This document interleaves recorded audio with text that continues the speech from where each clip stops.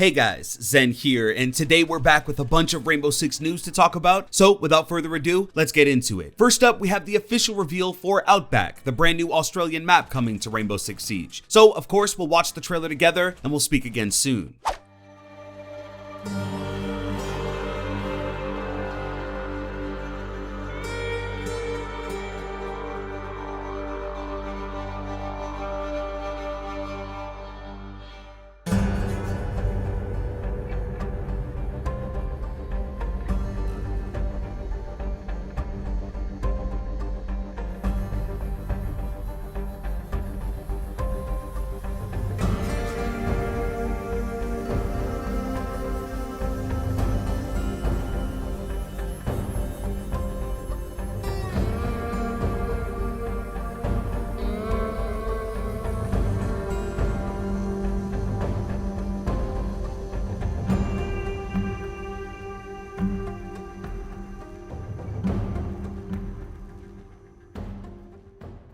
So Ubisoft tweeted this out with a caption that reads, "An homage to all the dusty service stations that populate the forgotten highways of Australia. Outback is the 21st map created for Rainbow Six Siege." Now, from what I can tell, this map actually looks fairly small. Compared to the reveals of both Fortress and Villa, for instance, this map looks a lot smaller and a lot more contained. Another thing I noticed is that it looks to be more than one building, kind of like Canal. Now, this map is literally in the middle of nowhere. For those of you who don't know, it's actually set in an outpost of sorts after a high-stakes chase ended in a standoff. Being that it's set in the middle of nowhere, I was surprised at how colorful and artistic Ubisoft decided to go with this one. All of the art on the walls are beautiful, and again, if we compare it to basically every new map of year 3, I'd say Outback looks to have the most colorful and bright aesthetic so far, and we haven't really seen that since Coastline with Velvet Shell. Now, Ubisoft actually gives us a little more information on Outback in a blog post. They start off by saying, "Welcome to Outback. Set in Australia's Red Heart, this map is an homage to all the dusty service stations and motels that populate the forgotten highways of the continent, places filled with hard-working locals and specialty menu items you'll find nowhere else. Unfortunately, for this particular pit stop, a passing nuclear convoy came crashing to a halt while under attack, forcing locals and patrons to flee and causing Rainbow to be called in." Now, they also mentioned that the map is made up of 3 sections: the garage, the motel, and the restaurant. Each will be unique in color and overall design, so that'll be easy to tell them apart at a distance. Now, I actually really appreciate this approach. Sometimes it can be difficult recognizing which site you're on or where exactly you are on some maps because of how similar everything can look. With Villa, for example, that map is almost all one color, so sometimes it can be really challenging getting familiar with objectives and learning flanking routes. They do confirm that this is a medium-sized map and also that there will be a limited amount of doorways between each section, so it may be more challenging to play as a roamer. Now, if you're looking for a fun fact, the devs say that they took inspiration from 2 fan-favorite maps to make Outback, both Oregon and Clubhouse. Now, I don't know about you guys, but these 2 maps have easily been in my top 5 since I started playing this game, and I'm glad to see them shrink the overall map size down for Outback and look to those 2 great maps. So that's really everything there is to know about Outback. My quick opinion is that the aesthetic looks bright and very cultured to the red deserts of Australia, and I'm very glad that we're finally seeing a smaller sized map. Moving on, we did have 2 new patches hit the game recently, and I wanted to quickly go over them. So the Year 3 Season 4.2 patch is now live on all platforms, and I think it'll change the meta quite a bit in the coming season. So for those of you who don't know, Clash's SMG is now fully automatic, Cav's pistol only does 65 damage, Kaid's AUG has faster aim-down sight time, and the MP5 unfortunately lost 3 points of damage. Now, to be honest, even including Caveira, I haven't felt that big shift in the meta that usually comes with a new balancing update. However, Clash, on the other hand, is absolutely amazing now, and I believe I have just the clip that highlights her newfound power.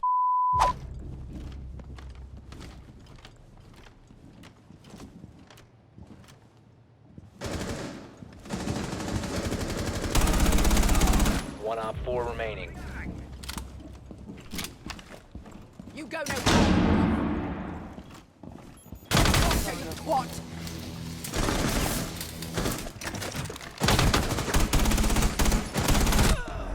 Op 4 eliminated. Mission successful.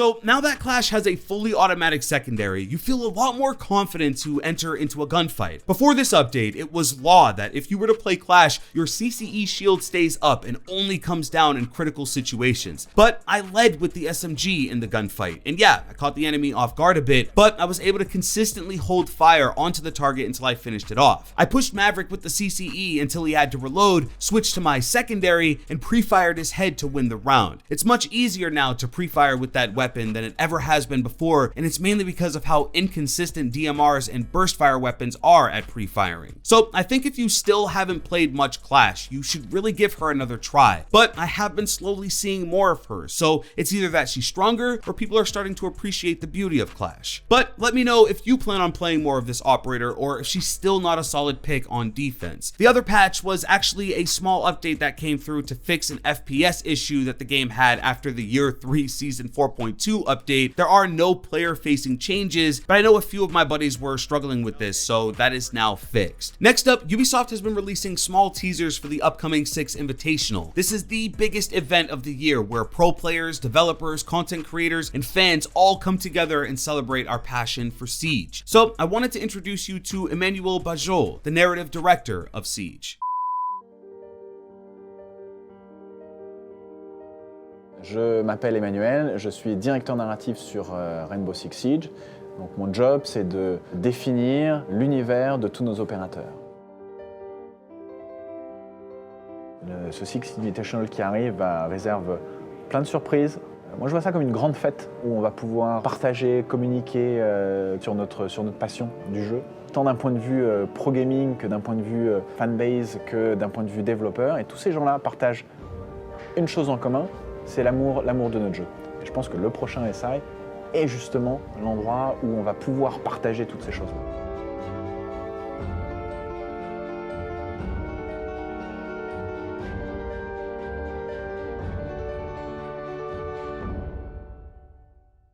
Now, at this point, you guys know that I absolutely love the narrative and lore behind Siege. It really is super unique and shows top to bottom throughout the game. Now, I'm personally really looking forward to this year's 6 Invitational, and I'm also really looking forward to the story and lore behind the next season. From what we know, Mozzie and Gridlock are going to have very different personalities, but at the same time, they're good friends. I'm hoping for a little more banter out of these operators than usual. One thing I really loved with Operation Wind Bastion is that voice line from Nomad after she repels, because in some poetic way it applies to us all. Another day, another mountain. But that's everything, guys. A video packed with Rainbow Six news, handcrafted by yours truly. Now, of course, I want to hear from you. What do you think of Outback, the 21st map coming to Rainbow Six Siege? Did you notice anything I didn't? And what are your thoughts of the latest balancing update? Let me know everything in a comment down below. If you did enjoy this video, please drop a like and subscribe with notifications if you're new. With that being said, it's been Zen. Hey, I'm out.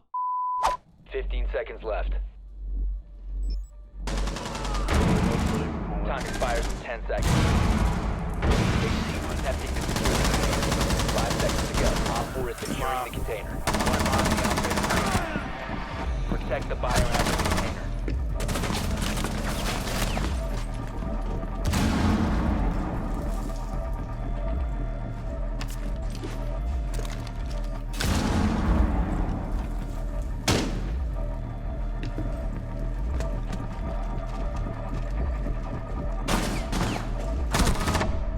Op 4, last stop standing.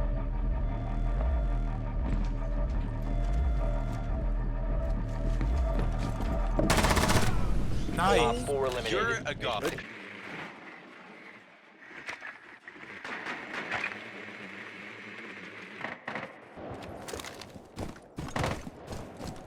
Legion's in back. Sophia, Maris can you dead. go from- Actually, no. Trophy clear.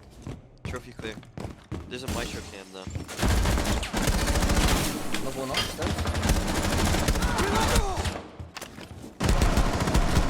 Reload! We'll drop the diffuser.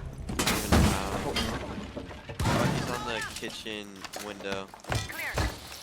Legion. You probably defused the kitchen window. Placing cluster charge.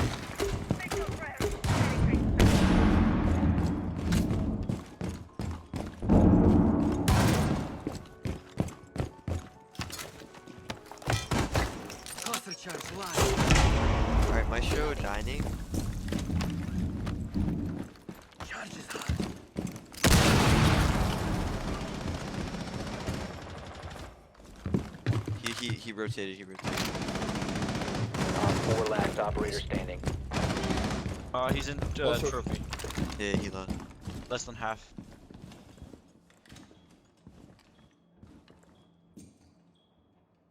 You're by window. You have stun grenades as well.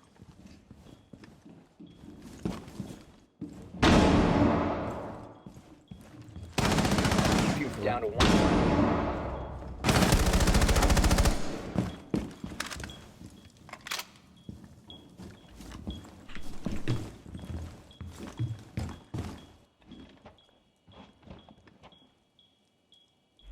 Seconds. Well played, dude. Op 4 neutralized. Mission successful. That was insane. He juked himself.